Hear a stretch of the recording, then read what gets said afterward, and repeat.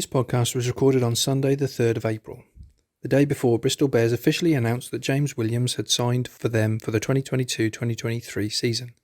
Out of respect, we could not discuss this on the podcast, but wish James and Bristol all the best for next season. Can't wait to have James back on the podcast to hear all about his time at Bristol. Till then, we hope you enjoyed the podcast. Jay's back.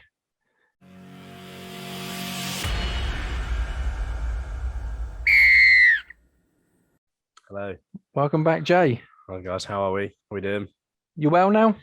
Yeah, just feeling a bit tired still. I felt okay, just still testing positive and that, and obviously didn't want to give it to anyone, so was semi shut away because I think we're allowed out now, and just I'd go down on the Saturday and I watch the twos at Oaks from afar, and if anybody came anywhere near me, it was I've got COVID, stay away from me. But yeah, that's it. First day out was Saturday, and then back to work tomorrow. Fantastic. Well, thanks for not bringing it to everybody. Well, it's just the hero I am. So thank you to Wimborne again for letting us use the club to run our podcast. Thank you, Smacks, for opening up and listening in as always. And welcome, James Williams, our very special, very anticipated guest. How are you, James? I'm not too bad, thanks. Thanks for having me on. Good to see you earlier. Worries. Very good. Thanks for coming down and having a couple of photos and having a chat. It was good to see you. Yeah, nice. How was the drive back? Drive was all right. I did fall asleep, so at the wheel. At the wheel, yeah. Luckily, my girlfriend took over, so it was all right. Yeah, I had a bit of a late night last night, so I did fall asleep, and then she woke me up, and then we stopped, had some food, and that was it. And then we're back in Bristol, so it's successful day on the road, as they say. Yeah. What food did you go for? Pepperoni pizza. So I just put it in. I put it in the oven as soon as I got home. Is that a staple for you, pepperoni pizza? Tends to be on a Sunday evening. Yeah, it does. Yeah. If I haven't got a lot in the fridge, then I'd pop up to Tesco's, little pizza, job done. Gonna do a local plug for Pizza Delight in Broadstone. They do buy one get one free on Sundays for large pizzas, and that is exactly where I'm going after this. Oh, there we go then. I should have stayed down in Dorset. That would be pizzas on Jay, not on Jay. Yeah. Hopefully, but. Oh. So we're going to start off with a little bit of a warm-up, just talk about what's been going on as far as Wimborne's concerned. We've had a stonking weekend. The Academy won today, 40-12 against Tadley. Yeah, so that was the Senior Academy. Then the Junior Academy beat Basingstoke as well. Yeah. Twos beat Puddletown. One's had a big win on the road. And then pretty much every age group seems to have won this weekend. 12s, 13s, 14s. 15s were on tour. 15s were on tour, so that's a win. Yeah. And James, your season's over now, is it? You played your last game, or you got? We have played our last championship game, yeah. So that finished 2 weeks ago. And then next week we're starting the Championship Cup. So we've drawn Richmond. So we've got Richmond away next Friday night, and then another week off, and then Richmond at home. And then depending how that goes, I think it's either Jersey or London Scottish in the last 8 or the last 6, whatever it goes to. Why do you play Richmond twice? So they're just doing home and away. So the first like first leg, and then I think they just add the scores up, and whoever's got the biggest result goes through. Oh, okay. And then they've got best losers also go through. And then I think the worst losers play each other just for fun. Just to get run around, let the boys play. Yeah, just to drag the season out a bit longer. But the champ season finished. So the last games were yesterday, but they've been pushed back to this weekend because of COVID. So the games that had been called off in the season sort of got pushed because we were all meant to have a 2-week break before this cup. But I think it was Pirates, Ampthill, Ealing, and Richmond as well. They all played this weekend, so they'll be straight into it next week. Got you. Yeah. How has your season been? Season's been good. in terms of as a team, it's been the best season that Hartbury have ever had in the Championship. So must be to do with their captain. Must be. I don't know about that. I'm not sure about that, but yeah, it's been good. We've had some mixed results. We've tend to have won the games we should have lost, and we've lost the games we should have won, which has been a bit funny. But it's been good. We've had a really good sort of core group of boys that everyone's been similar age. There hasn't been too many egos or sort of things like that. So it seems like everyone's been quite tight, which it does make a bit of a difference because we at Hartbury we train early. We have a meeting at 6:30 a.m. on Tuesday and Wednesdays, and then we're out on the pitch for 7.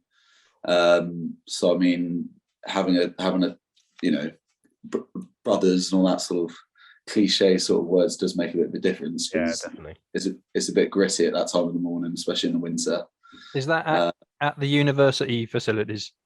Yeah, so the RFC teams, they call it, that play in the championships. They've got the Bucks that's at the uni, they've got the Ace, which is sort of sixth form, and then they've got the RFC team.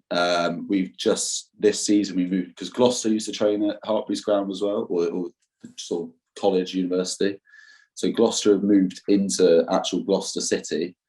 So Hartbury have taken over Gloucester's old training facility, which has been pretty nice. So we've acquired a nice bigger changing room rather than the uni changing rooms, and there's just more space, bigger gym, but we still train on the sort of the same pitches, but that's down, just sort of down the bottom of Hartbury campus. And why wouldn't you, with the success that you're having this season anyway, why wouldn't you say to Gloucester, look, actually, we're here and we need the facilities for bettering ourselves?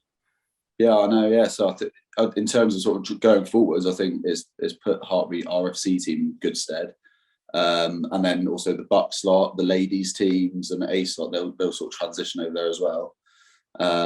So yeah, facilities wise, it's sort of up there and the best, I would say, in the Championship. But I mean, it would some Premiership clubs, they're sort of probably a little bit behind Hartbury in terms of facilities.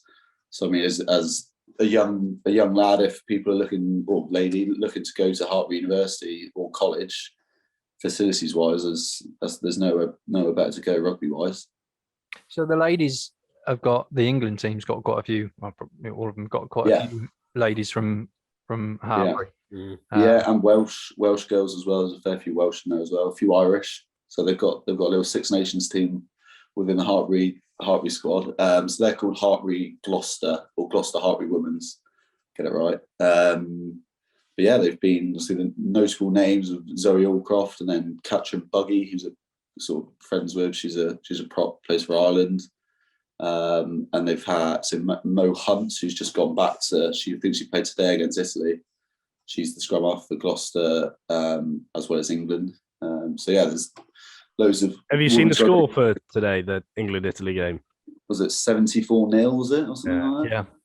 Yeah. Jesus. Yeah, bit of a pump. Well, I did hear, I could be completely wrong, that there was talk about England ladies joining up with the England under-20s. Oh yeah, I saw that. Whether that will go ahead, I'm not sure. But I mean, if they're pumped, I think they've won 19 on the bounce or 20 on the bounce now, and they've all been quite big scores. So I mean, if that happens, then that's only good for women's rugby. I went up to the Stoop and watched them play. I think it was Canada, right? Canada, and it was just like, it was women against girls. It was really just, you honestly just couldn't even compare them. What do you think? Because obviously it's caused a bit of controversy. People have been like, well, that's a bit disrespectful, isn't it, or whatever. What do you think about looking at, if I put my coaching hat on and look at it as a developmental thing? I think that's a good thing for both. Definitely. Because what are, and I know they're getting coach loads and they're like in professional setup and stuff like that. As an actual team, what are England learning other than, we can just put 50 points on people and that's it? Like, I don't know. Yeah, that's a very good point. Well, I think I'm not quite sure in terms of international standard how that would work, but I know the Bristol Bears 18s, I think, played against Bristol Bears women's in sort of a training game 2 weeks ago. Wow. So I mean, in-house, just training wise. So I mean, at that level, they're both going at each other, then I don't see why not. That could not go like transfer up to the international game, but then I guess that could move on to if someone's absolutely ripping it up for the women, why can't they go and play, in the Championship, in the Premiership, if they're good enough, that sort of thing. So maybe in the future, you never know. We talked last week on the podcast. We had Shelley Hamlin, one of our under-13s. She's the lead coach, and we were talking about the difference. Obviously, England had just put 74-0 against Italy. France stormed Ireland 40-5 yesterday. Right. Is this the difference between the professional game and the non-professional game, or is this just that these teams are good? Yeah. And not to take away from the fact that they're good. We know they're good. But is this the difference between professional and non-professional? Yeah, well, I'm not sure. I couldn't comment on sort of Italy and those sort of other nations in terms of their training, but I know the England women, they go as hard as probably the men do, or if not harder, just to try and, they don't need to gain any respect. But I mean, I guess that whole sort of stereotype or the stigma about women's rugby, I think they, like, I lived with Zoe Allcroft last year in Gloucester. She World Player of the Year, is that right? Yeah, World Player of the Year. She was my landlord, and she was pretty ridiculous in her training. They talk about people being professional with, all that sort of thing. But I'd never say it to her face, but she took it to the next level, and it was quite impressive to sort of see that self-motivation of, getting up on a Sunday morning and just going to a local field and just running and doing her conditioning, not necessarily because she had to, because she wanted to, just to sort of be better. So she's very driven. So going back to your question, I think if she had a job and if she had to go to work on Monday, would she do that? Maybe not. I don't know. But I think, that probably does pay a bit of dividends for the teams that can afford to go full time and train properly. It's not fair. I don't think. I genuinely, I don't understand how they're not all professionals. They're representing their country. Well, there's a lot of controversy in Ireland at the moment because they had a big fallout, didn't they? Because Ireland had been knocked out of the World Cup, and I think the Irish are starting to wake up to the fact that actually, if they don't do something about becoming or making the women's game professional in Ireland, they're just going to fall behind. It's shown today. Yesterday with France. Really, it's got to happen soon. They've got access to facilities. They've got access to better coaching. The fact they're spending more time on it, it's not just they're not, say like a teacher or a police officer. They're professional rugby players that all they do Monday to Sunday, 7 days a week is rugby, and they are paid to do that, so they can give that full focus. And the amount of coaching time they're receiving, the amount of time they spend training, unless it changes, we're going to see England putting 100 points on all of these teams that aren't professional, because it's just not a level playing field. I look at it, I'm sure I'm going to upset a few people and stuff like that, but within coaching, the amount of people that are walking around in local grassroots rugby that have a chip on their shoulder about people who go to private schools and go, they got into the DPP or the PDG or county because they go to a private school. Yeah, it probably is because they went to a private school, not because they go to a private school and it's all about money and clicky, because they're receiving better coaching. Because it's not a PE teacher that actually plays Sunday league football on a Sunday. It's a PE teacher that's been like a semi-pro rugby player, is fully qualified up, and they spend more time teaching. Because if you're receiving more training, the more you do something, that's the better it's going to be. It's literally how it is. And I find, when I have those, my son didn't get in, or I didn't get in because, I didn't go to a private school, and, I went to Poole High, but I know if I went to Bryanston, I would have got in. I'm not sure it is like that. It's because the only reason why they're better is because they've received more training. You look at somebody like Harry Baz, never went to a private school. He's a professional rugby player. Yeah. Well, the other thing is the Black Ferns turned over England, who are professional, and the Black Ferns weren't professional, but they turned them over. To your point, James, about Zoe, going out and being fully committed and self-motivated, I think. Yes, there's a lot to be said about the fact that if you're professional, you've got the ability to spend the time and get the coaching. But if you're not self-motivated, you're not going to get to that level, whatever you do. And even if you get to that level, you've got to be self-motivated. Nobody comes out of bed in the morning. Yeah, I was going to say, like, Jay, on your point about the whole private school thing, I think to a certain level you're like completely right. But then with my age groups, I was completely the same boat as, you know, your Harry Bazzers or your boys sort of down at Wimble now that aren't playing Dorset and Wilts because they go to QE or Corp Hills or whatever. But then out of the whole Dorset and Wilts setup from when I was growing up, I think one lad from that who went to private school is still playing National League rugby. Yeah, exactly. Yeah. So in terms of like the drop off, probably the stats are probably ridiculous. How many boys go to uni, think I've been given everything on a silver spoon, and then they've got to go and play fourth team university rugby when they're a fresher, and they think actually I don't want to do this. Isn't it? It's a level playing. Yeah. So that then goes back to the self motivation, and there obviously are a lot of players do go through from private schools and they're, you know, all the way up, play for England. But I think there's to a certain degree, being given everything actually maybe isn't always the best thing. You might get a few more sort of representative rugby games when you're younger, but then if you don't have that sort of drive to go for a run at 7 a.m. on Sunday, then, you know, further down the line it might not sort of add up. 100%. So the greatest of all time have come from lowly. They've come from QE. Beginnings. Yeah, I mean, some of the lads, like you say, there's got to be a bit of privilege there, but you know, you don't have to go back too far to see, you know, guys like Jonah Lomu, that's arguably the greatest that's ever been. You know, he came from a very poor background, was picked up because he was good. Jason Robinson, you know, he came from league and maybe that's a different area, but you know, he's the first one to say that where he came from was lowly, and he just went to play rugby because there was, you know, it was either that or get in trouble. Went on to be the only English guy that scored in a World Cup so far. Is that still the case? The only guy to score a try in a World Cup final for England. I think that's still the case. I better check that. I should have checked that out before I opened my mouth on that one, but I think that's the case. Yeah.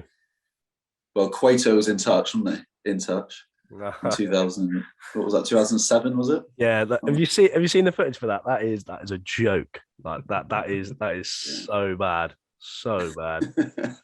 You know, you look at I work at Kingston Moor College, and our principal was an ex vice principal at Hartbury, and you know, he was telling some amazing stories about like Ellis Genge when he was at Hartbury and stuff like that. You know, he came from like nothing, ended up going to Hartbury, and he got on there on like his playing ability and how, you know, awesome he was and his aggression levels and just brilliant on that physicality stuff. And, you know, James, did you go to Hartbury? Am I right in saying that you went to Hartbury, or how did you end up in the team? Up in Hartbury. I first played Hartbury about I think it was 4, maybe 5 seasons ago now. I was playing for Moseley in National 1, so my first year when I was 19, 20. I'd just come back from New Zealand, and then it was basically Moseley and Hartbury in National 1 for who went up to the Championship. And Hartbury won. No one's ever done it since. They won 30 out of 30 games. I think all their games were bonus point wins. Yeah. And when I was at Moseley, we played against them at Hartbury, and we got pumped like 76-5 or something ridiculous. So you didn't go out that night? So no, I didn't. Well, yeah. That's what the coaches thought. And then went back to and then end of the season came, and sort of got recruited, I guess, to go to Hartbury. Because their sort of model is bringing in young fellas that can they think they can progress through sort of not necessarily just the Championship, or can go on and play in the Premiership. So that's what they're wanting back then. So that's how I ended up there. And because I was only 20, I thought I might as well do a university degree whilst I was there. That didn't end up happening,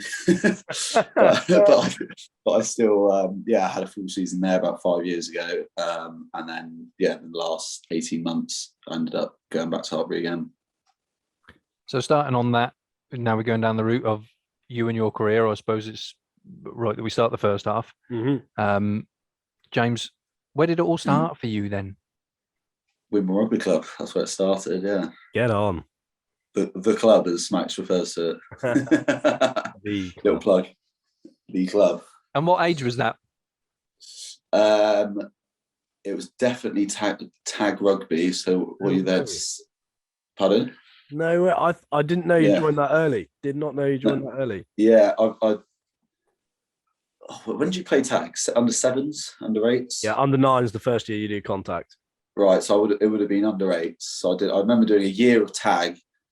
I don't think I enjoyed it that much. I think I was a bit in and out. And then I was at school with a few sort of mates that also came sort of through Wimborne. So that was sort of why I kept going, I guess. And then that progresses up. So I was there. I had one season where I didn't play rugby, so I went and played football for Corfmullen United. Up the Mullen. I love Corfmullen. Yeah, up the Corfmullen.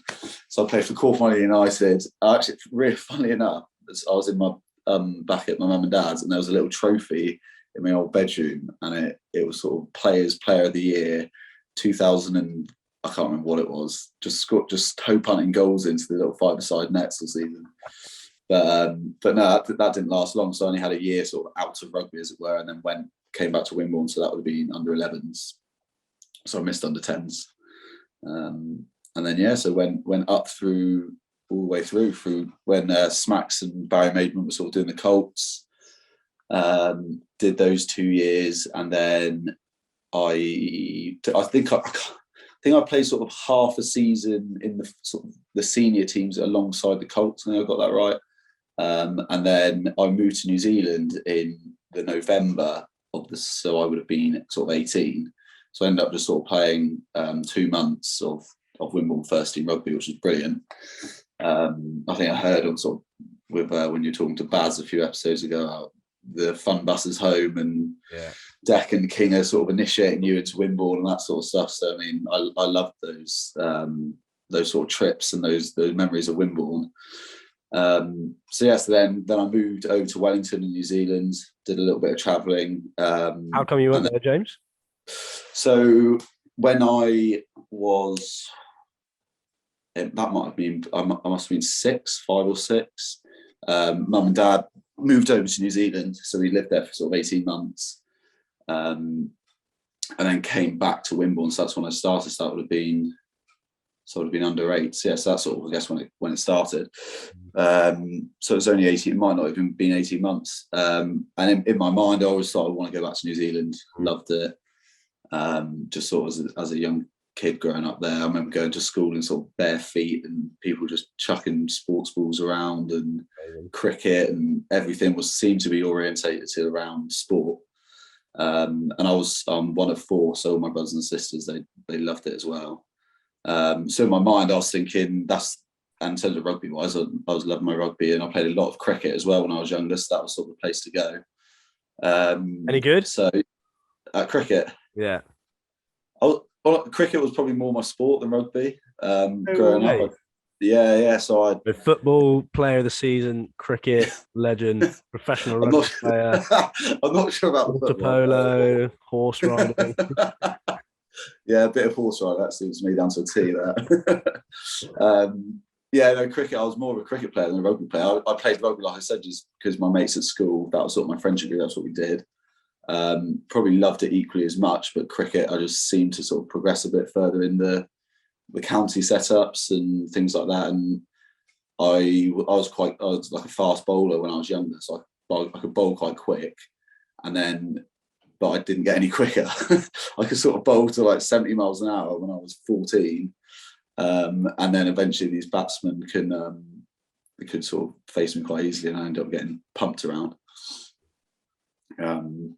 Wow. So yes, that was sort of the cricket thing. And then it gets to that stage with cricket, there was so much winter training that was starting to not interfere with rugby, but I just felt like it was getting a bit much. And I probably lost the love of the game a little bit, because it was just a bit relentless in terms of how much time you got to spend in the nets, and it's just long days, isn't it? When you're 15, 16, you don't want to be necessarily cooped up in Litchett Minster Sports Hall bowling balls, you know. I want to be there. No. So I remember saying to my old man, I remember we just went for a walk, and I just said, I just don't want to do it anymore. and he loves his cricket as well, so I remember thinking, oh god, he's going to hate me. But he's just like, yeah, fine, don't worry about it. And then, so the cricket, it didn't stop. I still played for Wimborne. I was actually out last night with a few of the Wimborne cricket boys, so I still keep in touch with them as much as I can. So then going back to the New Zealand thing, so I went over to New Zealand. That was more rugby focused. And I played for a team in Wellington called Old Boys University that play in sort of the Wellington Premier League, I think they call it. And then they've got, but the setup in New Zealand is just ridiculous. It's just, as you boys are probably aware, it's they've got their premiers, which is sort of their first team, and then the Prem Reserves, which is the second team. But then they've just got like pages of teams playing every Saturday, all the way down to sort of mini and juniors. But it's like it's all done in weights. So you've got the under, I don't know how light you are when you're a kid. The under under 2 stone. Why not pull the stats out now? Yeah, there you go. So that was class. Just like so I went over as a winger, fullback, who could kind of I didn't really know too much in terms of game management or that sort of stuff. And I loved goal kicking, so I used to goal kick all the time at school, sort of my lunch times, and go down to Wimborne and just kick balls because I was a bit of a boring bloke, and that's what I enjoyed doing. Had no friends, so just had to go down with your mate Gilbert. Yeah, bag of balls, just kick them over the post. That was my fun. So I ended up sort of getting, it was probably 50-50 split between Prem Reserves and the Prems. So the Prem Reserves always play before the Prems on Saturday. So I'd play sort of at fullback or wing for them, and then I'd go on the bench for the Prems and then come on as a kicker, which was quite funny. They thought I could kick. So I'd come on and try and kick a few conversions. So it was brilliant. So the year in New Zealand was class. It's just they live and breathe rugby like we live and breathe football in England. Everyone's obsessed with it, and they go down to sort of the clubhouse after, and everyone's in there. A bit like sort of last weekend that I was down at Wimbledon, watched the first team, and it was Ladies' Day, and it was the clubhouse was busy, people having a good time, and people go on and go out. But it wasn't like a one-off. It was just relentless every single weekend. It's just the clubhouse is packed, and then generally, normally in the evenings, like the Hurricanes were playing on Saturday evening, so everyone would stay and watch Hurricanes play. And if it wasn't Super Rugby season, it would be the ITM Cup, so Wellington Lions were playing. But then the way they worked it in terms of sort of the transition up to the All Blacks, I guess, is the best players in the Hurricanes would go and play for the All Blacks, like your Paranaras, and when I was there, like the Julian Salvez and all these sort of boys. And then so the Hurricanes would stop playing when the All Blacks were playing. So then the players that weren't picked for that would play for the Wellington Lions, but then the best players from sort of Old Boys University would also play for the Lions. Oh, so it's a bit of a sort of, so it's a bit of a what development pathway that is. That's an unreal setup. So that's how it should be, really. So the best, you're always playing at the best standard you can. There's no sort of, or you went to Bryanston, that kind of, what you were sort of talking about earlier. So it's just a fluid up and down. And so there was one week when the Wellington Lions didn't have a game, so then all these boys come back to their clubs. So Jason Woodward, he was at Bristol and now he's at Gloucester, fullback, who did have a little sort of stint with England. He was playing. I ended up playing against him. Victor Vito was playing for another team. He was playing as well. It was just like I was running around thinking, flipping out, like these boys, play for the All Blacks in a few years, or they have done already. So but it was so normal, and there was no, they're just like, oh, what's up, bro? Like there was nothing, no stigma or no ego about it. So yeah. I watched the Dan Carter documentary a couple of weeks ago, and I was surprised with him when they were talking about him going and becoming an All Black. When he took a bit of time out, he went back to play for his local club, and I thought you wouldn't get that in England. You wouldn't get somebody that's playing for England that for example, say they got let go for a week or a season or whatever, or just thought actually I want a bit of time to think. They wouldn't go back to their local club to play. No. Is it that the difference between New Zealand rugby and England rugby? Is the standard just that high at club level? Or is it just the inclusivity? Maybe not the stand. I think it's just the whole sort of paperwork. Like, you've got to get registered. Like last week, I would have loved to play for Wimbledon last week. I didn't have a game. I would have loved to go out with, like Ryan Maidman and Jason Wellen, the scrum half for the first team. I played rugby with him those sort of 5-6 years ago. I thought it was great crack to go and play with him again. Yeah. But it's just, you've got to get registered, and it's just all this sort of faff around who can play for who. And yeah, and like you said, I don't see why boys can't. And I think there's probably a greater chance of people getting injured playing, whether they're playing for, I'm playing for Hartbury or I'm playing for Wimbledon. I don't see like it as a danger, if you know what I'm saying. We spoke earlier on about the women's game and the professional differences. Do you think, with regards to New Zealand, they just want to get them out playing rugby? Yeah, in England, definitely. obviously, you've got contracts, you've got insurances, you've got people that don't want to be missing games here or there. Do you think that's then hindering England? Yeah. Or the UK, the British clubs?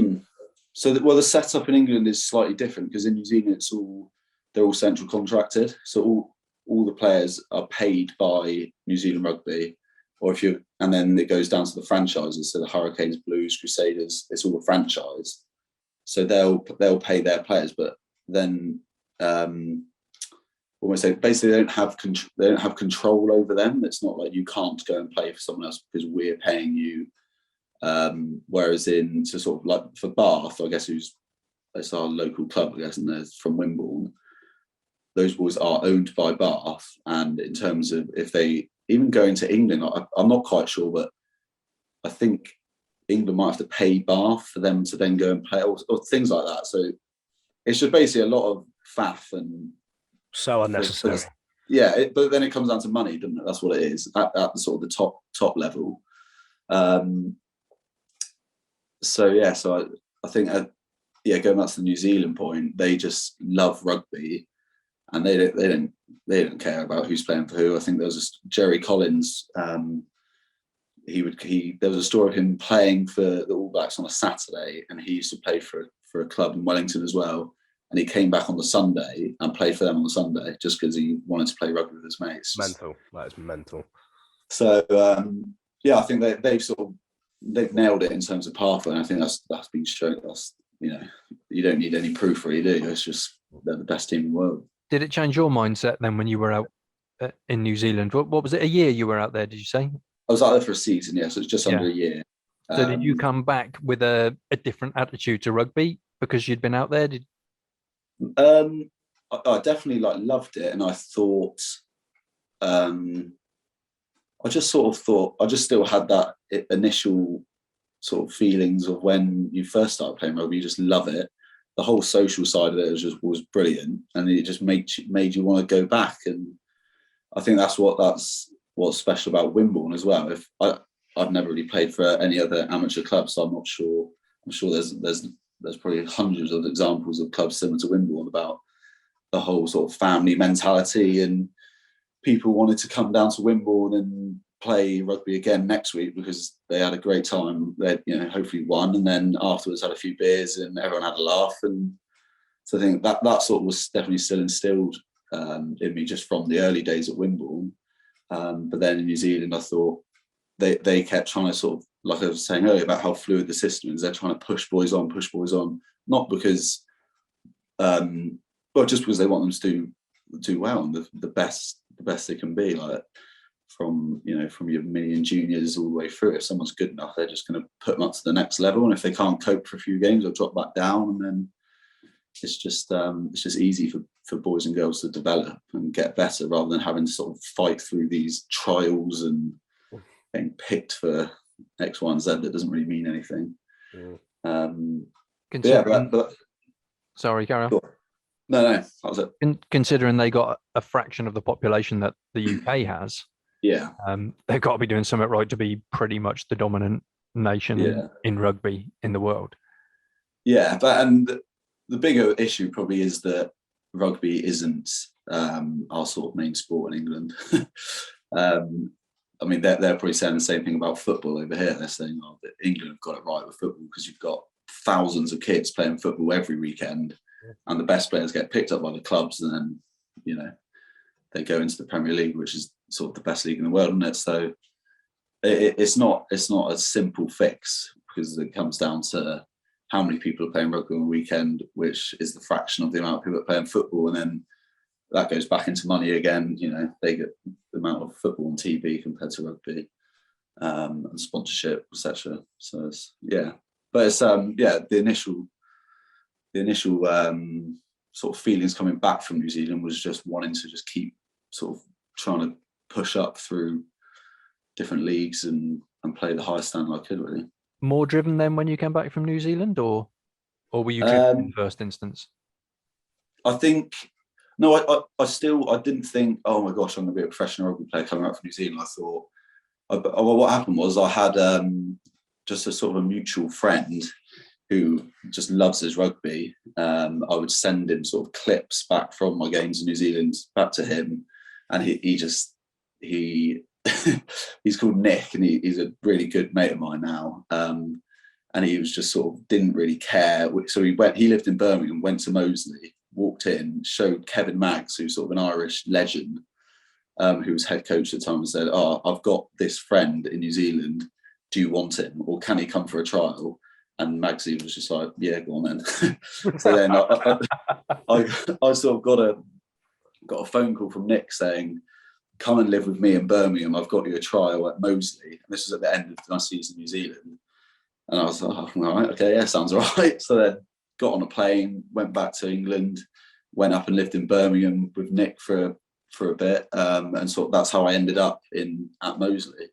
So it's completely sort of innocuous and wasn't anything like, they didn't come to me. It was more of just on a whim, sort of, if he's good enough, I guess. So that for sort of a Magsy person of his caliber to just take a punt on having a look at me, I guess that sort of set me up, really. So he was sort of the first coach that ever, I guess, had a bit of faith and saw something in me. So yes, that's how I ended up at Moseley. But like when I was there, I didn't think I was that good. I didn't think I could play at that level. I got a sort of bit of a lucky break. The fly half he was a nice fella, but he maybe just wasn't quite up to scratch and wasn't seeing eye to eye with the coaches.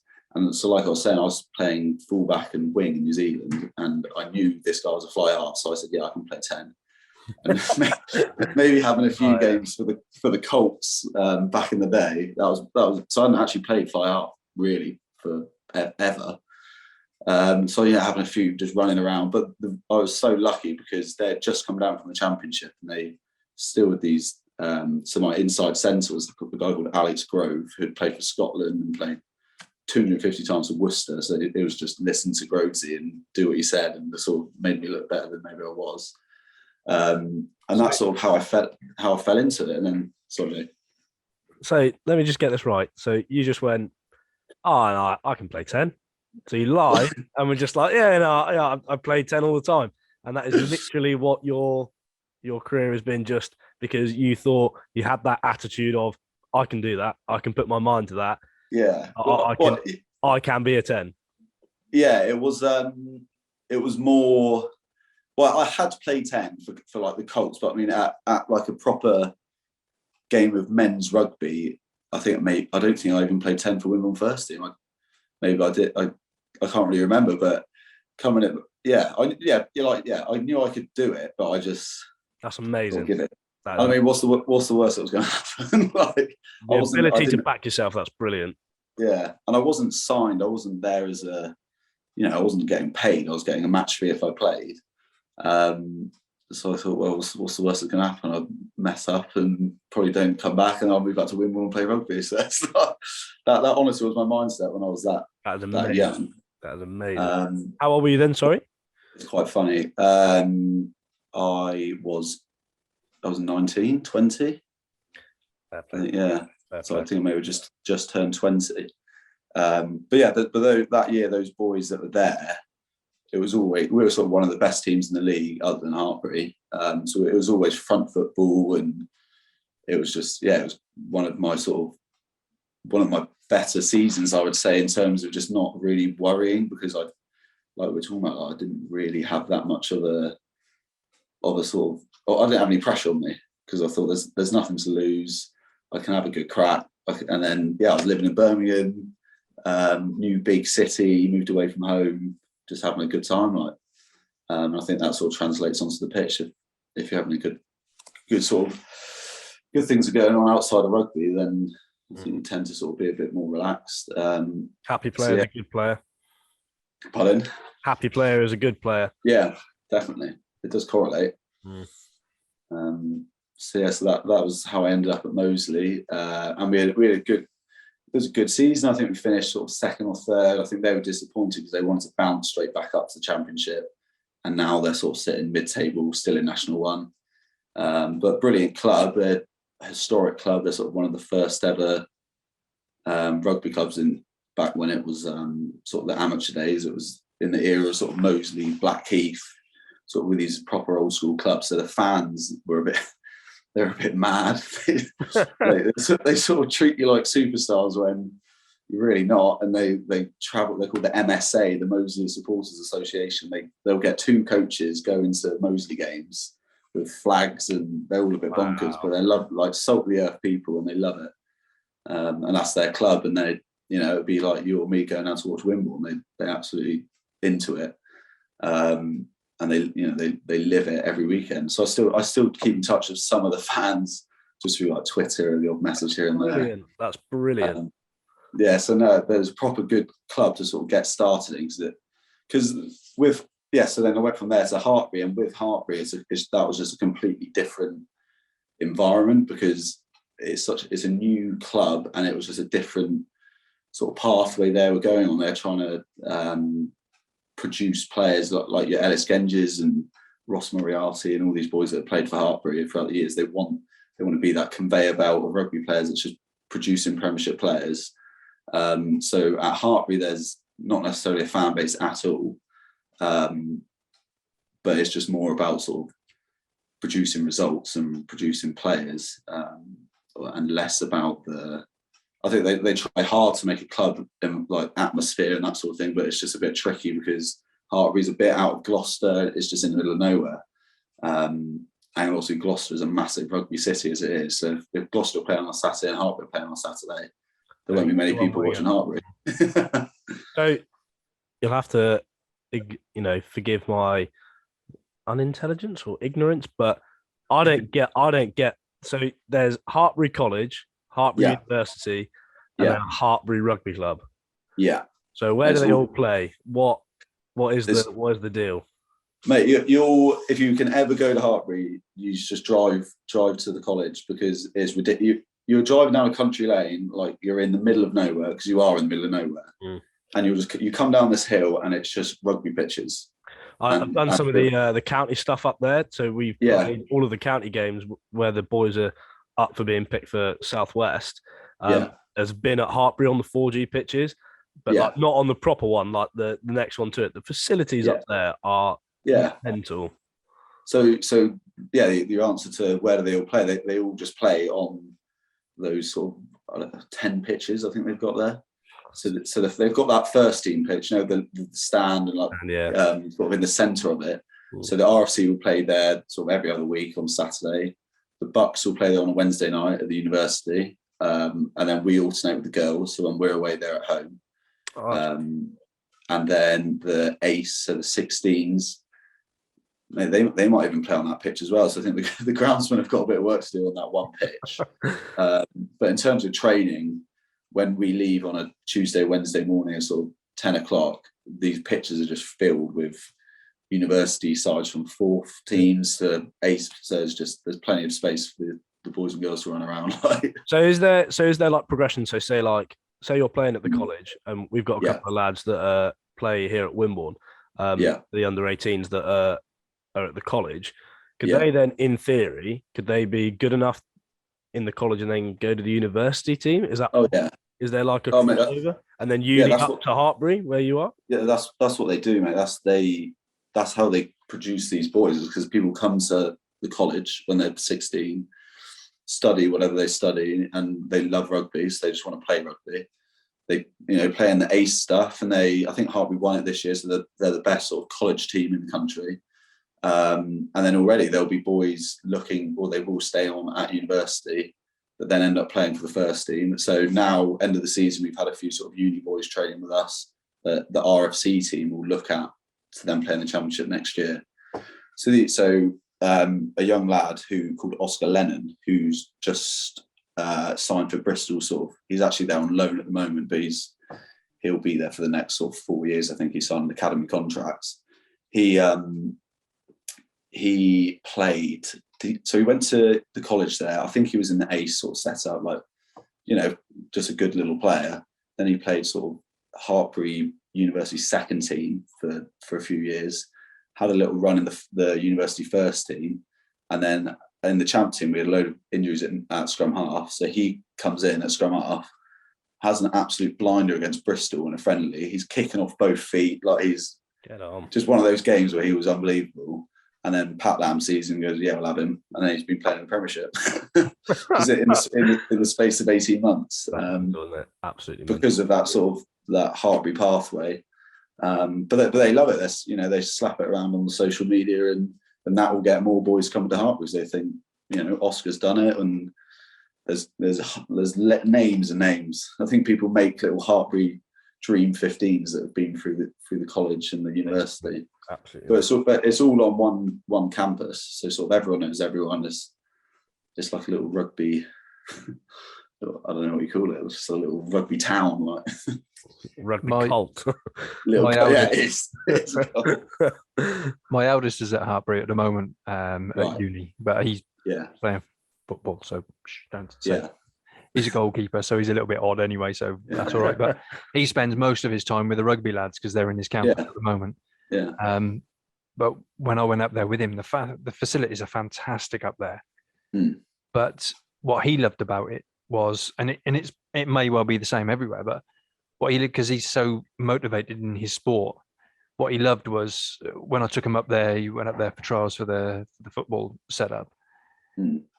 We got up there about 6 o'clock in the morning, and there's streams of rugby guys and girls just making their way down at 6 o'clock in the morning, 6:30 in the morning to the gym for training for S&C for whatnot.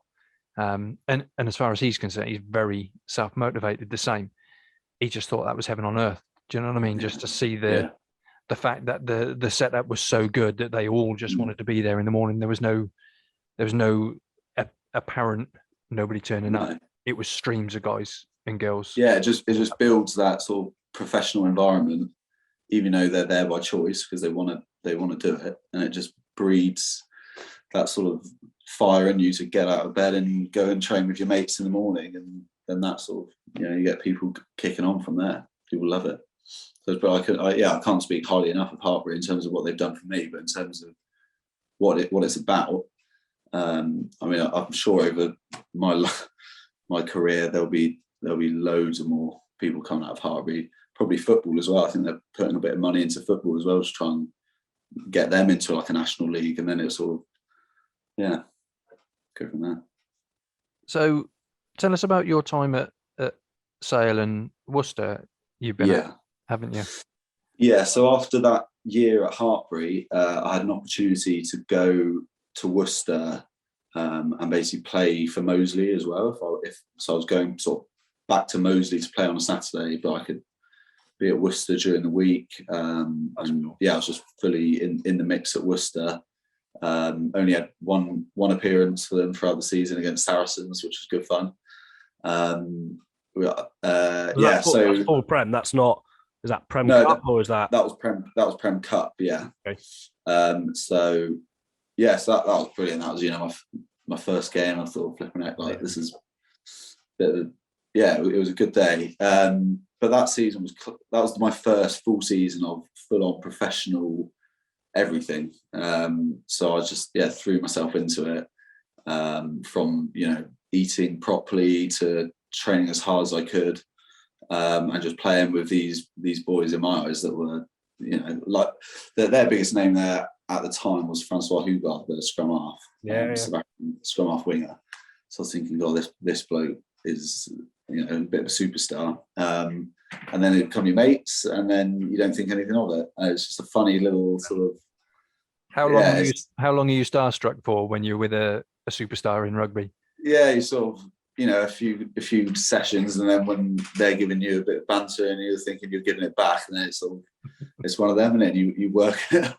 It's just, it's funny because people laugh and they say, "Oh, what's he like? What's he like?" And you think, "Well, he's just a normal bloke. He's good at rugby."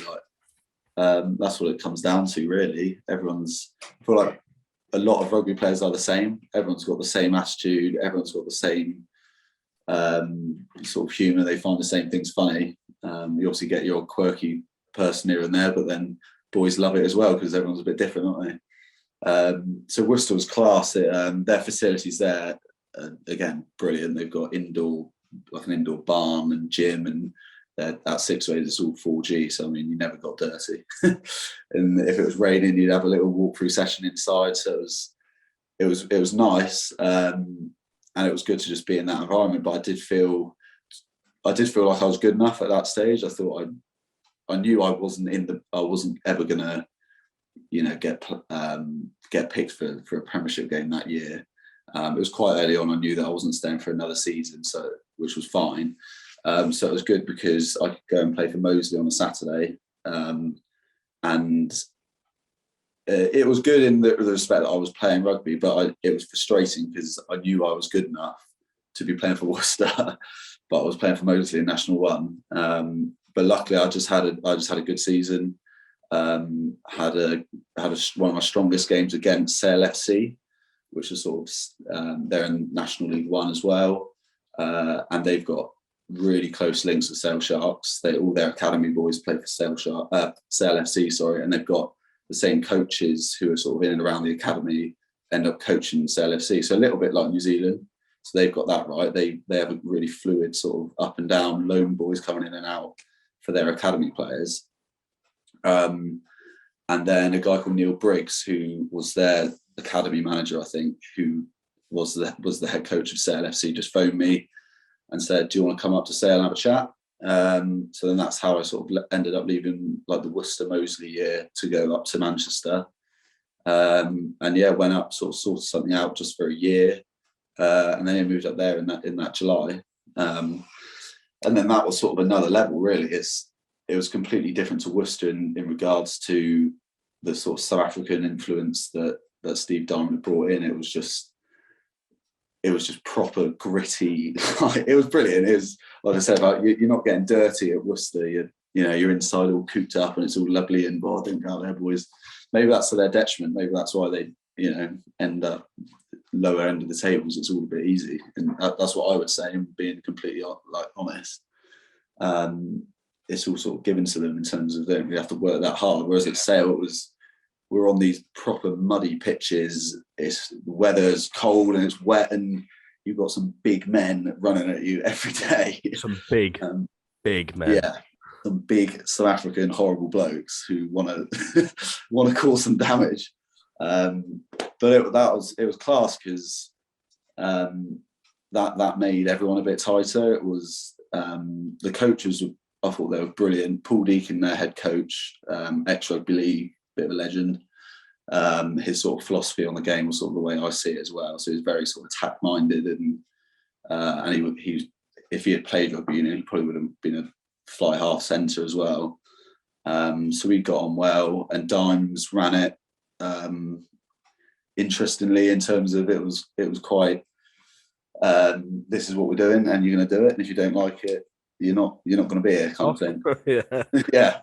But it worked. But the boys bought into that, and the lads that played there, well, when they played there under him, they loved it, and it worked. So we had some big names there as well. It was quite funny. And after the World Cup, so Tom Curry's there, and Faf de Klerk was there with Lou Diaga, who played for South Africa as well. Yeah. So we come in up into a meeting in the morning, and the World Cup boys are back. So Tom he sat in the chair in front of me, and Faf was sitting down front. But Faf walks in with his World Cup medal, goes up behind Tom, and puts his medal over his shoulder. Oh, absolute heartbreak! And everyone was sat there just, "Oh my god, he hadn't done that." and Tom like looked at it, but it was a little bit like spicy. But obviously it was all funny and all good fun. But there was a moment you thinking, God, you wouldn't like that. And I don't think Tom enjoyed it too much. Brave bloke. Yeah, but I mean, did he do it like behind Luke Diaga? Like, oh yeah, I've done that now. Just drop it. But it was quite funny, but that was the crack they had up there. It was no one like those boys that like Faf and Tom. They're some of the best boys in world rugby at the moment, and they're just straight back to it. Jumping around in the mud and on a Tuesday morning like they after coming off the back of a World Cup win. It was good to see. But I loved it up at Sale. I did I was sad to end up leaving. I couldn't really speak highly enough of the club. I thought it was brilliant. James, might be a bit of a difficult thing, but talk us through the games you were playing, because you were playing. Was it because they were in the Challenge Cup, weren't they? That's no, it was the Championship Cup. Yeah, so we played the games I was involved in. So I played another Prem Cup game again, which was against Saracens, and then I had 2 games in the Championship Cup. The first one was away at La Rochelle, over in France. I remember we had it on next door. Did you? Yeah. Yeah. Every clubhouse was full, man. Everyone was so happy. Was it? Yeah. Oh, that's nice to know. Yeah. So we, well, you know what happened? I think it was a relatively good game. I remember we had a yellow card and we were pushing at the end. I think they hung on. But that was a good day. I think I played well. Again, there were some sort of names on the pitch, like Rob Webber was playing. I think Chris Ashton came off the bench for Sale. And then inside, AJ McGinty was playing 10. Sam James was playing 13. So sort of around me, I thought, well, I can't really do star-studded. Yeah, it was just sort of it just makes it easy because these boys know what they're doing. And all you can do is just think about just playing rugby. AJ tells you what you got to do in terms of the call, and you just got to run your line. And if you get the ball, don't drop it, that sort of thing. And the crowd were just ridiculous. I remember we were stood under the post. We had a scrum, and the Frenchies were just going mental. Musical instruments they bring. What the hell is that about? I honestly, I couldn't hear anything. I said to James, I was like, Sam, I can't hear you, mate. I don't know what you're saying. And he's this far away from me. And it was like Georgia, my girlfriend, came, a mate of mine, and my mum and dad came over. So we went out and had a good night after that. It was good fun. So that was probably that was the pinnacle that I've had so far. That was the highlight because you're playing inside centre, weren't you? Yeah, I was playing at 12. Yeah. So it was good. So it was brilliant, even though we lost. But I mean, I sort of played well, and Dimes was happy, and I sort of thought that was gonna, that was on the upward trajectory kind of thing. And then the week after, we had Glasgow Warriors at home. And Glasgow needed to win with a bonus point to qualify, and we were already out of the pool. So it was a similar team that played from sort of Arta, but they came fully stacked. They're full, Ali Price, Hastings. They're the Nakawara was the second. Oh yeah, mate, he's unreal. So pretty much half the Scottish team rock up to the AJ Bell against a weakened Sale team, and we got absolutely pumped. I think it was 70 something. I don't know what it was. That's another one you don't go out after. Yeah, brought you back down to earth pretty quick. But still, sort of the occasion's nice, and it's big crowds, and there's just a bit of a buzz around it. So those games they were brilliant, and sort of speaking earlier, we're saying, is that coming back from New Zealand, it was a completely different mentality. Then sort of had a taste of it, and you just want to do it again, and you want to play in the big games and sort of be in the mix. But just the way rugby and the way Steve Dimes did it was just sort of, you just got to bide your time, and he knew that I knew that I'd sort of put my hand up, and he thought, okay, this guy can do a job. And then so that was the end of January of sort of COVID year, as it were.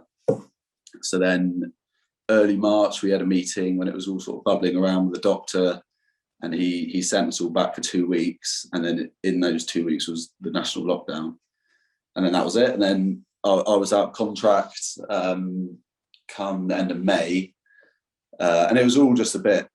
I completely understand it. I mean, I was desperate to stay and try and play rugby, but the longer it went on, it wasn't going to happen because of clubs. Just like financially, they just couldn't commit to anyone because why would you? Like no one had a clue. And they just bought Tuolangi. Well, yeah. Yeah. Well, this is before he had signed. I was sort of under the impression that clubs didn't want to, commit to other players financially and things like that. But then little did I know, Manu had signed a big money contract, so it all adds up, doesn't it? But I mean, why would you? I'm not saying I'm nowhere near as good as Manu Tuolangi, so I'd probably do the same if I was Steve and. He had a big shirt to fill. He had a big shirt. Yeah, he did, and I think he's doing all right. And so fair play to him. when he's not. Yeah. James, talk us through your relationship with Steve Diamond. What sort of conversations have you had with him? What was it like when you found out that actually you were departing Sale? I know it's a bit crap, but can you sort of, because we can't understand what that's like, being in your dream setup, not wanting the train to stop because you're loving it, and it suddenly the brakes are slammed on, and it's like, this is your stop, James. Yeah. See you later, mate. To be honest, I'll just say it completely how it is. I had a lot of respect for Steve, and I think I still do. I think how he handles his business is the way. I don't think anyone else does it the way he does it. He's pretty brutal, and he says it how it is. And I mean, I don't think he would have lost sleep over me leaving Sale.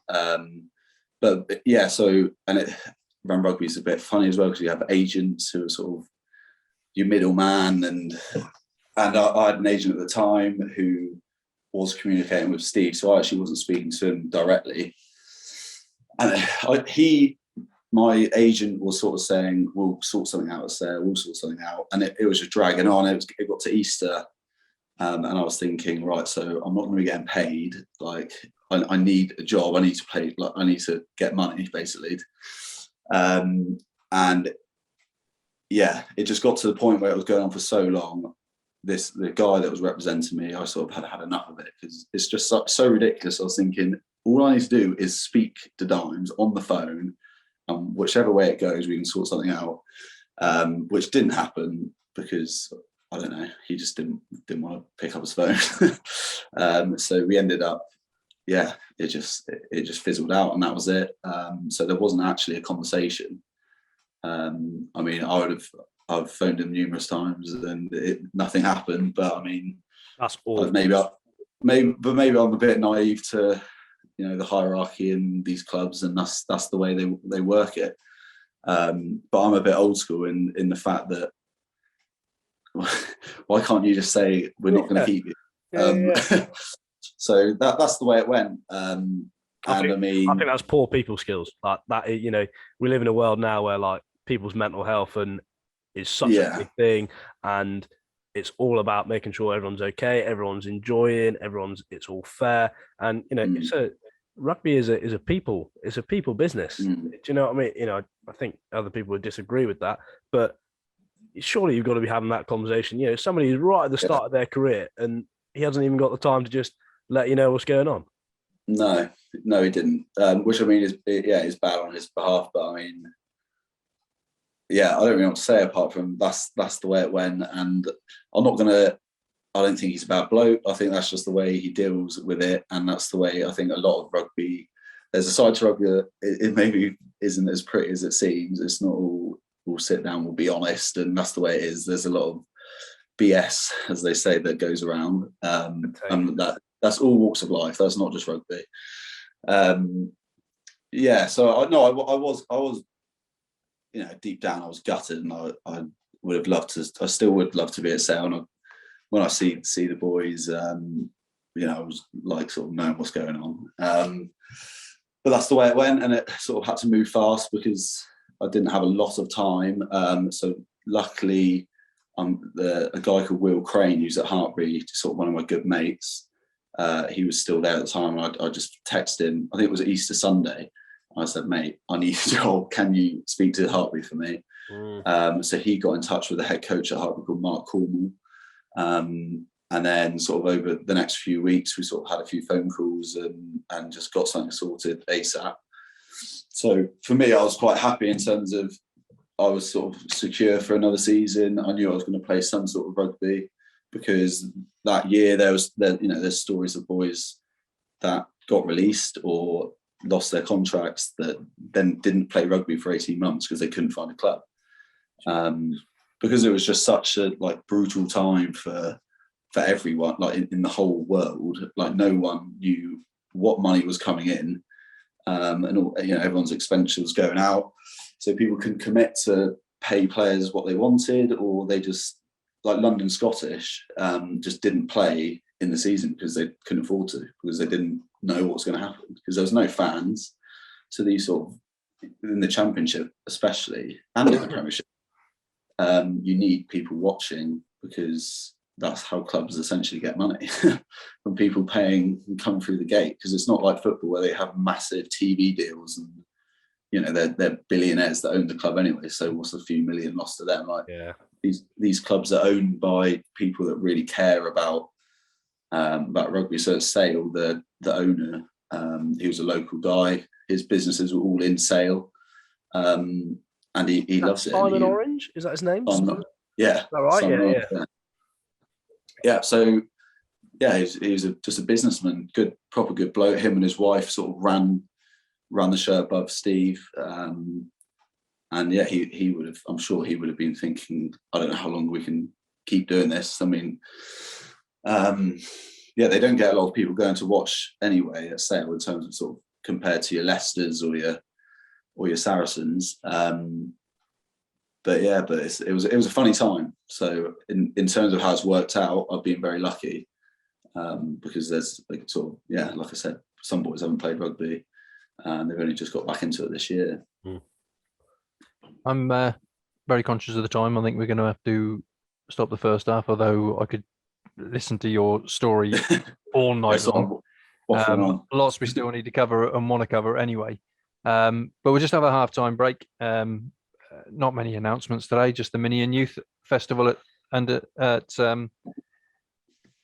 Wimborne again. As I say, if any EU clubs, anybody that's listening, local clubs that have announcements they want making on our podcast, we're more than happy to try and promote local rugby, grassroots rugby, to try and bring on the game, try and get young girls, young guys involved in the game, because as far as we're concerned, it's the greatest game on earth, and it teaches nothing but good values, and helps people through. So announcements halftime today. Just the Wimborne Rugby Football Club Mini Rugby Festival.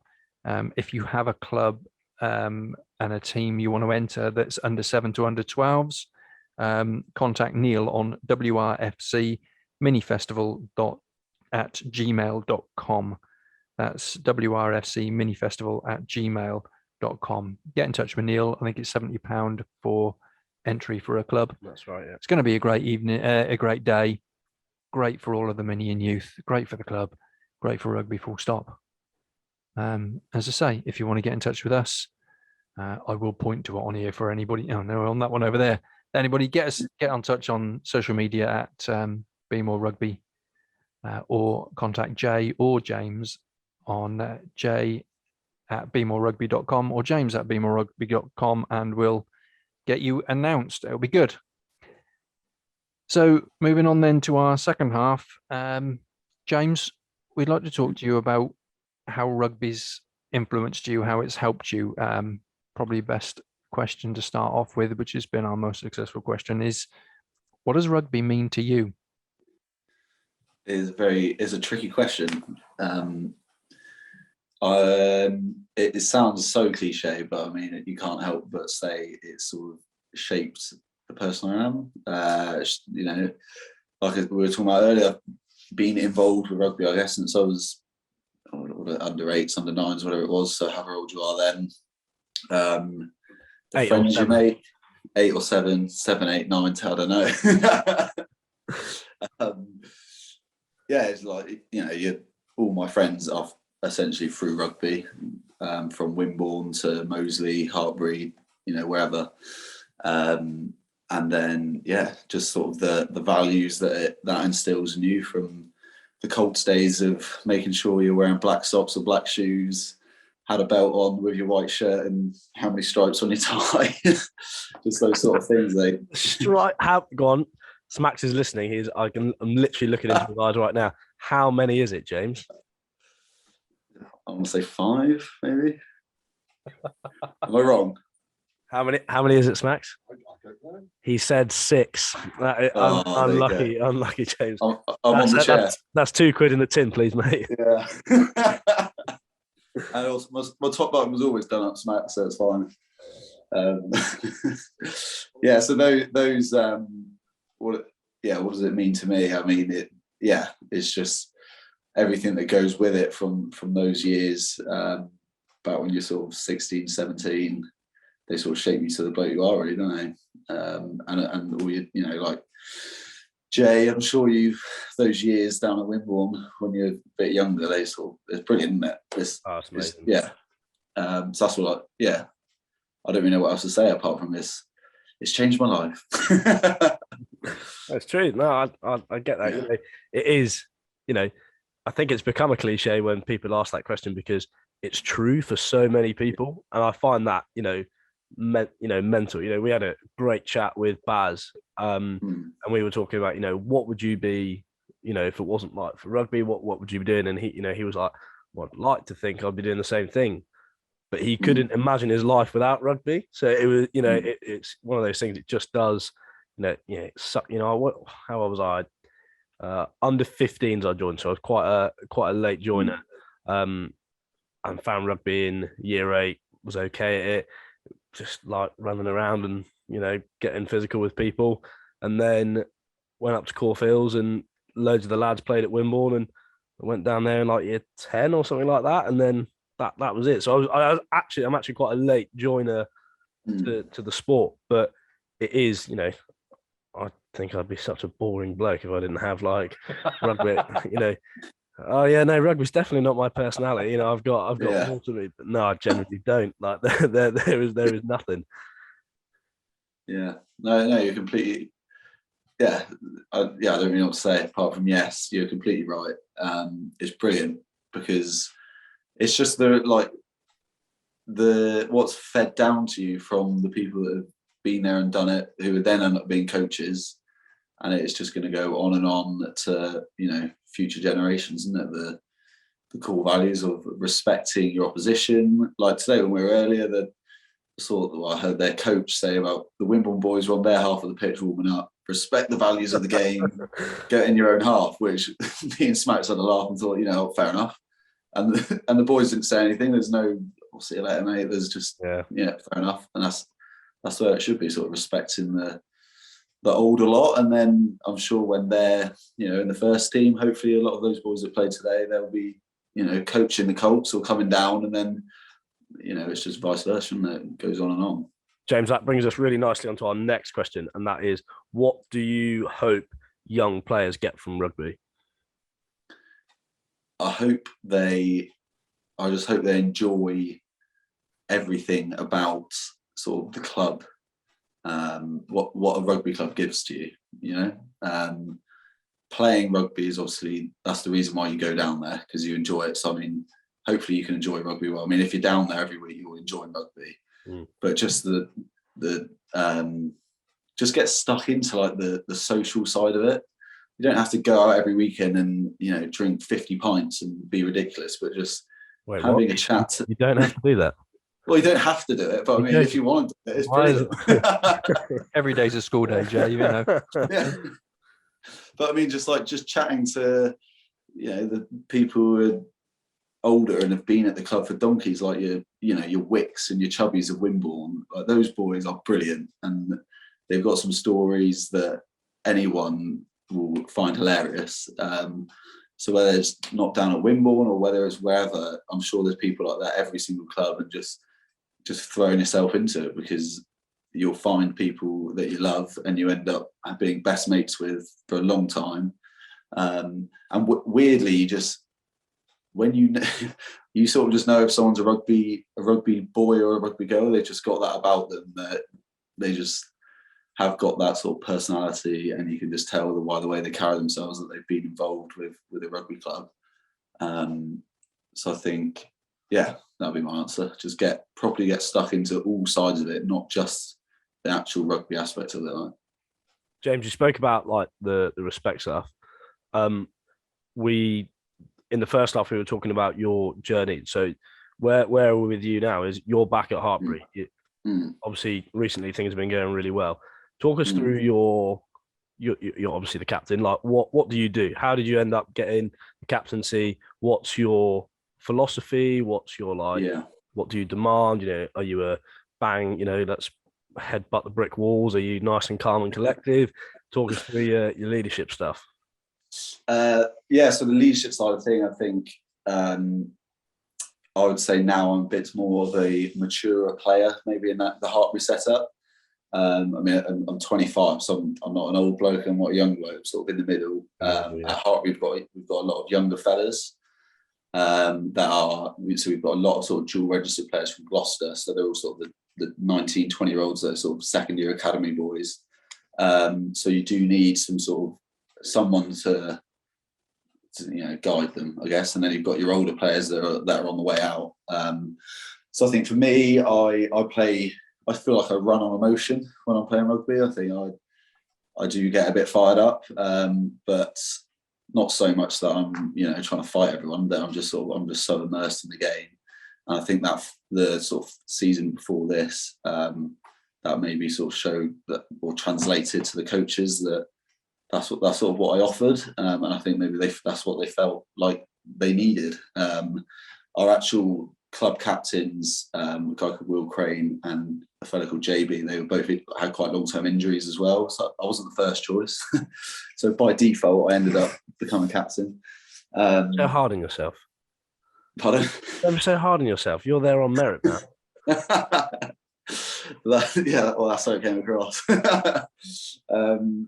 But no, so my sort of captaincy style, I think, like I've sort of tried to be here, just sort of say it how it is. I'm not telling someone to do something because I think I'm better than you. That's just that's what needs to be done, basically. Yeah, go on, James. Can I ask you a personal question then? We're not going to talk about where you go from here, for whatever reason. We know you've got great things to come in the near future. You just mentioned then that you get fired up and you get passionate when you're playing rugby. How do you personally respond when you get let go by Sale? It sounds to me from what you were saying that your agent was frustrating you. You couldn't get to talk to the people you wanted to get to talk to, and you were sliding out the door without the ability to hold on to it. How did you respond mentally and emotionally to that? I think that's just why I needed to get a club, because I was very conscious of not being able to prove myself to the people that maybe I needed to prove myself to. How I dealt with it, I got really fit, like a lot of people did in that lockdown. I just ran, and for what I could do, I trained as well as I could. And yeah, sort of like the emotional side of it, rugby wise, it sounds ridiculous, but people say stuff online that maybe shouldn't be said. And I mean, I'm not a big dog at all, but when it got sort of said that I was leaving Sale, there were some sort of comments that just stuck with me from what people put on Facebook or on Twitter, and I just screenshotted them, put them in a little folder on my phone, and then before that season at rugby, I'd have a little flick through. That would be enough to just fire me up. And then negative comments or positive comments? Yeah, negative. Yeah, just literally just ridiculous little things like, "Oh, I didn't see enough of him. Good luck to him," or he didn't look that good, or "Oh, he was just there for sort of backup." Those sort of comments. They're just nothing comments that people put because that maybe probably was how it was. But I mean, for me personally, I felt like that wasn't the case, and that's what I needed to get me going. Right? I'm sure sat from their armchair with their microwave dinner on their lap, that is exactly what the crack was, and they are really well informed people, and really just genuinely got their, I'd say their finger on the pulse of what professional rugby is. So I hope you took them into consideration, and I hope you really think about them a lot, because they're all over it, mate. They know what they're talking about. Did you actually put their comments in a folder? Yeah. I Did had you them on actually my print them phone. off? What's that? Sorry, did I print them off? Did you actually print them off? Or No, put them in they're a just in folder? I just had a little album on my phone, and I would just flick through the little comments every now and then before a Fair game. play to you, mate. Fair play to you. Log on a fire. Is that what you would call that? Yeah, essentially. But what was actually quite ironic is, so one of the accounts that had said something, I can't remember what it was. The championship put something up about point scorers, and I was just reading through the comments as you do, and as the same bloke that said something on left Sale commented saying, that was the James Williams at Sale. Shame we let him go, or we should have kept him, or something like that. And I was just thinking, I was like, you're slagging me off 18 months ago. But that's the world we live in, and for them it means absolutely nothing. But to me, that fired me up, and I guess it was a good thing, because that's what gave me the motivation to maybe run a bit harder or try and hit someone a bit harder, like on Saturday. So what would you say to any of the? Obviously, you popped down earlier on, and we met, and you met some of the lads that were running out for the academy here. What would you say to them that are in situations where, and I've seen it personally, not so much, not here at Wimborne. I actually saw it with my eldest, who I mentioned, a footballer. He's had comments from people saying that, he's had trials at different clubs and bits and pieces, and he's been asked, what are you doing here? Why are you here, if you like? Is it as if to say, you got no right to be here? What would you say to any of the academy lads here that want to aspire to be a professional, that some of their peers might say, you got no chance, whatever? I mean, like Jay has said, who are they to comment on on yourself, on whoever? Like, it doesn't mean anything, but it does, because of course it hurts. Like, no one wants to hear someone say something badly about you, especially when, like your son probably loves playing football, and if someone's essentially saying he's not very good, it's gonna hurt. What would I say to him? I would say, use that how you can to make it sort of positive. Whereas I would like to look at the comments, remind myself, this is what someone thinks of me, and I'm going to go and prove them wrong. So that's why I said I sort of play on emotion, because I want to get really fired up and almost be angry. Whereas some people would, people work differently. He might want to never think about that again and just forget about it and try and, maybe it might inspire him to train a bit harder, or, take it how you will, I guess, but just try and make it positive. I guess that's the only thing you can do, because there's so many situations of young athletes and old athletes getting absolutely peppered for no reason by people that don't really know anything about what's going on. And yeah, like Emma Raducanu, she's 19. People are absolutely rinsing her for getting a sponsorship by Porsche and being in the cover of Vogue. I think, flipping heck, like, she's a brilliant athlete. She's 19 years old. Why would you not do that? Like, it just doesn't make any sense. Yeah, because I'm sure if you were in her position, you wouldn't do that. No, I'm focusing on the tennis. That's my focus at the moment. It's just it is ridiculous, but that's the way social media is, and there's brilliant sides to social media. That's why it's there, and that's why it's great. But obviously, you do get some plonkers that say stuff that you shouldn't listen to, but you can't help but do, because so what would I say to young fellows? Yeah, just try and not think about it too much, because it shouldn't affect you in your performance and your training, and try and turn it into a positive, and get you going a bit stronger. So when you do end up, if your son goes through a trial or gets into a club, then he can, give a little middle finger to whoever it was, and I'm here now and you're not. So there you go, mate. There you go. Do you feel you've done that? Do you feel you put your fingers up to enough people and just said, there you go, I've showed you? Or is it in the past? No, I don't think I have. I mean, I've got aspirations to play in the Premiership, and if and when that happens, I mean, depending on how I play, that would be maybe a little smile to myself. But I'm not saying I'm going out there every weekend and I'm thinking I want to prove X, Y, and Z wrong. those sort of things tend to sort of motivate me, or did, especially last season. But yeah, it is an interesting one, because I think things like that are different for everyone. I know some players just don't have social media because maybe they can't handle people slagging them off. Or if they say you're playing really well, it goes to their head, and they sort of, it can work both ways. It's not just always negative, is it? If people blow your trumpet all the time, you might become someone you're not, or yeah. So who would you be if it wasn't for rugby? I mean, you've talked about the mindset you have with regards to dealing with with a loss from Sale and wanting to get straight back into rugby and work hard and using using those negative comments as logs on the fire. Who would you be if it wasn't for rugby? If you weren't playing rugby and hadn't gone down the route you'd gone? Probably a professional cricket player. I was just about to say, hopefully I'd be doing some sort of cricket.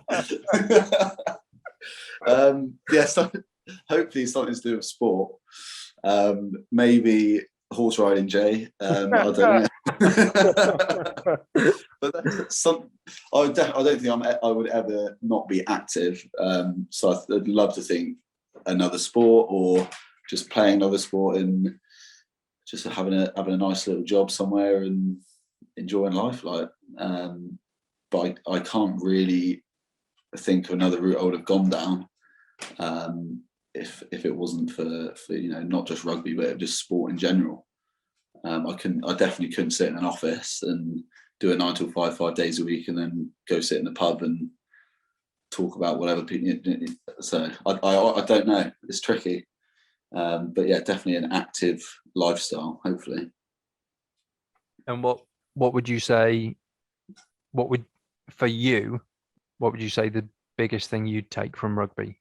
Granted, you've got a career hopefully that's years to come in rugby, but when you finish and hang up your boots, what would you say rugby would have taught you most? Taught me, I think, just going back to sort of what we were saying earlier about sort of the respect and the values that rugby clubs and rugby environments give people. I'd like to think that I would sort of respect my elders, and as well as trying to coach and help youngsters. A bit like sort of the people that just make clubs go round, like Smacks is maybe not. Like people like Smacks, and people behind the bar on a Saturday and coaching me in juniors. That if people weren't there, if those people weren't there, clubs wouldn't exist. That's what I would like to give back after rugby. I'd love to get involved, and I'd love to sort of give back what a club has given me.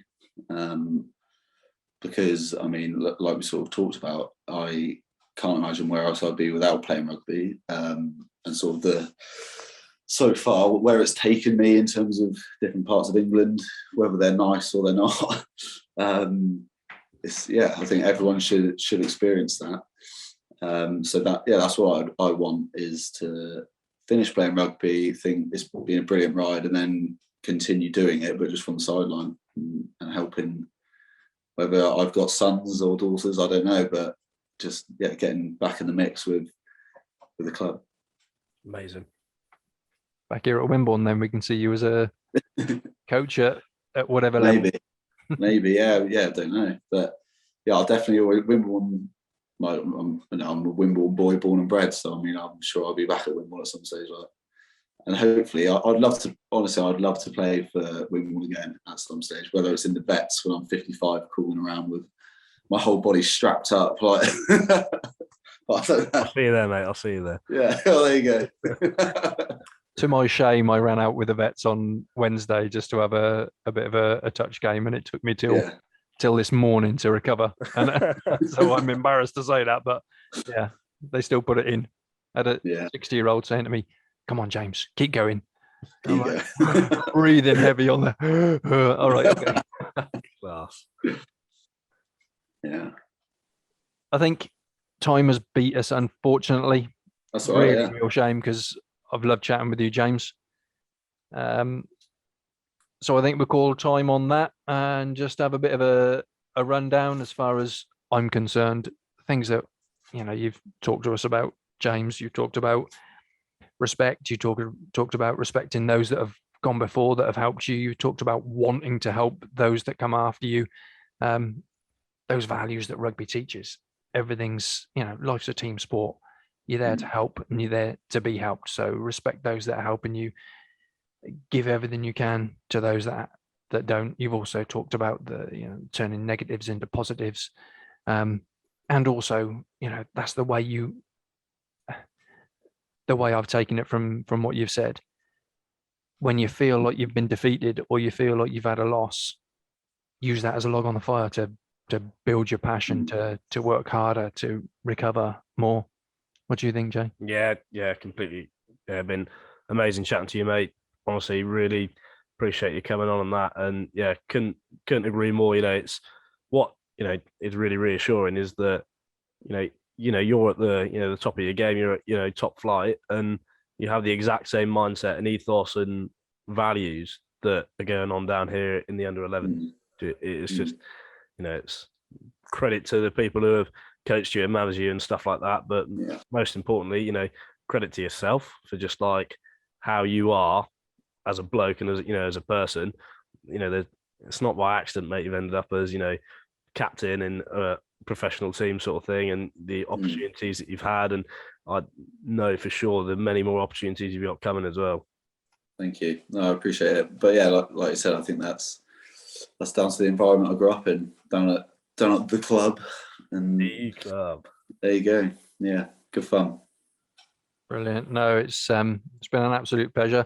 To all our listeners, thank you for tuning in. If you've enjoyed our podcasts, please subscribe. Please give us a like. It will help us immensely. We couldn't do this if we didn't have any listeners. So we're all working together as a good team. And I suppose if you can subscribe. But until next time, Jay, thank you very much. It's been great to have you back. James, what a pleasure it is to spend some time talking. I wish we had more.